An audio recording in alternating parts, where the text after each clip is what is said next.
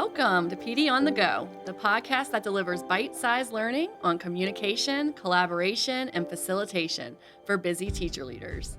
Tune in while you're in your car, on your lunch break, or making copies, and get ready to level up your leadership skills. My name is Rebecca Hazelbeck, and I'm joined today by my colleagues from the Office of Professional Learning in Fairfax County Public Schools. Hello, Mary Beth Anderson. Hi, I'm Hallie Case. And on today's episode, we want you to think about the last meeting you attended, and we're going to dig into the nuts and bolts of what an effective meeting design looks like. Specifically looking at really how careful planning can help prevent those meetings that feel like a waste of time. Mm-hmm. We've all been there. Yes. And so when we think about meeting design, why is the pre-planning for that, the intentional planning that we do before the actual meeting so important, so critical? Yeah, so meetings that are not intentionally organized only really accomplish half of what they've set out to accomplish. And I think that happens because there's not structures in place to support decision making or maybe perspective taking and sharing voices. And so we don't always get to everything. And there's a book called Death by Meetings, and which makes us all laugh every time because, we've all been to a meeting that didn't feel like it was purposeful or it felt like a waste of time.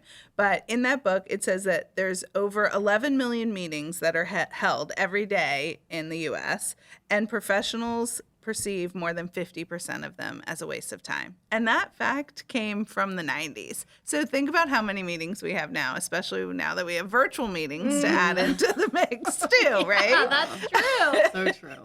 So it's like if 50%, half of the people that we're working with may perceive a meeting as a waste of time, what are some things that we can do to intentionally plan and organize meetings so that people feel the value in them and so that they can implement what is talked about to support, in our field, to support their students and growth? Now, what could that pre-planning look like, Hallie? Yeah. So this is really, I think, an episode for teacher leaders who are facilitators or hope to have opportunities to facilitate meetings, whether that's a team meeting or something else in your school, right? Like this really applies to anything. MTSS meetings, leadership team meetings, like our meetings we do this with, right? So there's sort of 4 core elements that research tells us that if these 4 things are in place, people will start to feel like meetings are not as much but also like we're not guaranteeing anything. But this is kind of, and I think our experiences prove these to be true. Yeah.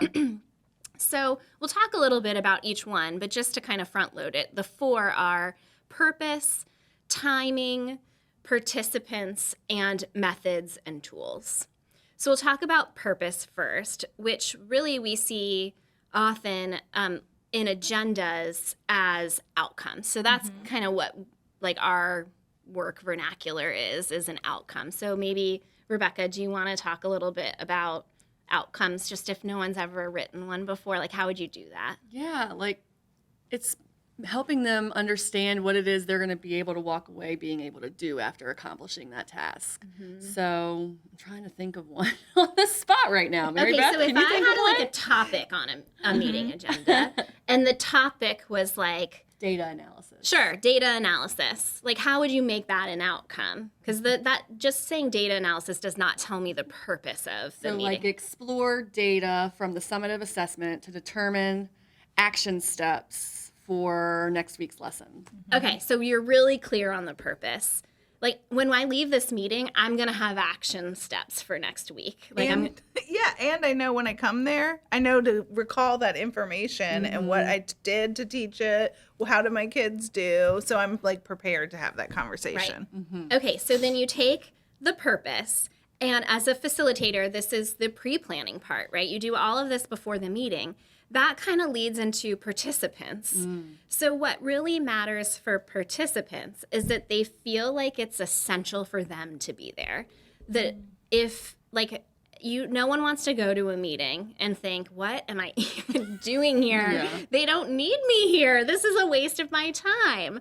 So your outcome, your purpose sort of needs to match the people that are there. So if you're a facilitator and people maybe don't feel like they're there, that they need to be there, you might need to change your purpose, change your outcome, or change the people who are coming to that meeting. Sometimes we don't have control over that if it's a team that comes to, right? So you have to make it worth their while and choose outcomes that matter to people.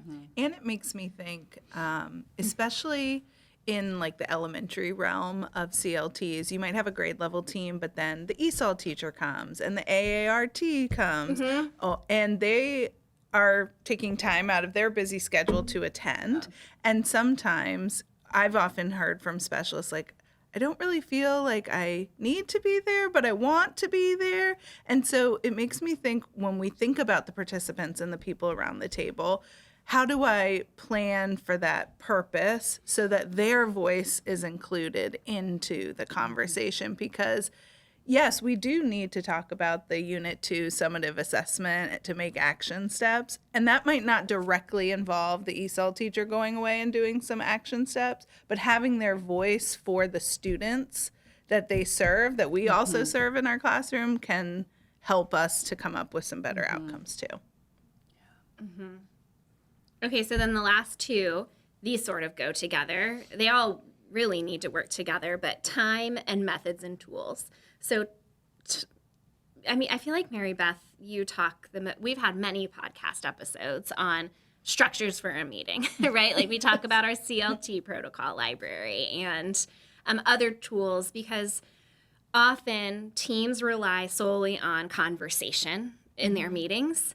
And when that's the only method available for people to share their ideas, then voices get left out. People feel like they're not being heard. Not all of the ideas get put on the table. So when we talk about methods and tools, what we're really saying are those protocols. Yeah, those protocols, or even some of the structures from like groups at work, like especially if you have to come to a decision. You know, you could use something that we've embedded in a protocol, or if you're doing another task that doesn't match those protocols, obviously you can adapt to all of them, or there's some other resources you can use from Thinking Collaborative with those structures or routines to explore ideas or come to consensus or see the connections between topics. So there's other things out there that can organize meetings in a better way so that everybody feels the value of being there.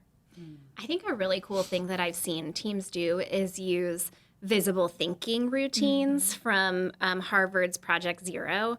And they use those as their meeting structure, but it's also things that they can use with their students back in the classroom. So it's kind of neat when you can have like a dual purpose too of, we're going to do this together, and then maybe, I could use this with my kids. Yeah, these things work well for students and adults. Yeah, right? Good for all learners. They get all those voices out on the table and make sure everybody's heard. Right. Yeah.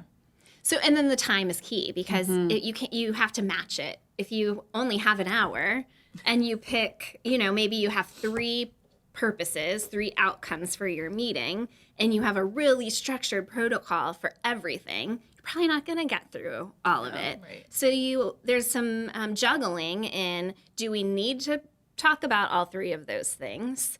If the answer is yes, then maybe it's which ones are the highest priority that we have to make a big decision here. So we need a very structured protocol so that everybody can be incorporated into that decision, versus something that's maybe a little bit of a lower stakes and it's just here's a turn and talk really quick with a partner that takes less time. Yeah, like a couple guiding questions Yeah. to support thinking. And it makes me think for our teacher leaders that if you're leading a CT or CLT, you want to make those decisions together as a team. So because if I'm just making the decisions of what I think is the highest priority, then someone else at the table might think, well, that's not a high priority to me and I don't really need to be here for that, which is where the breakdown comes in our core elements.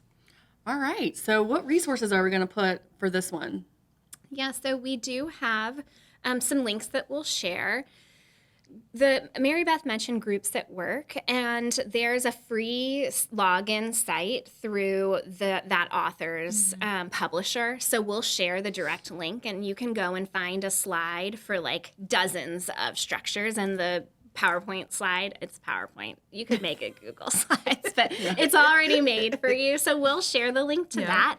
And we'll also share some agenda templates. And, we all use agendas. That's not the tool that makes meetings go well. It's the components that you intentionally put into the agenda.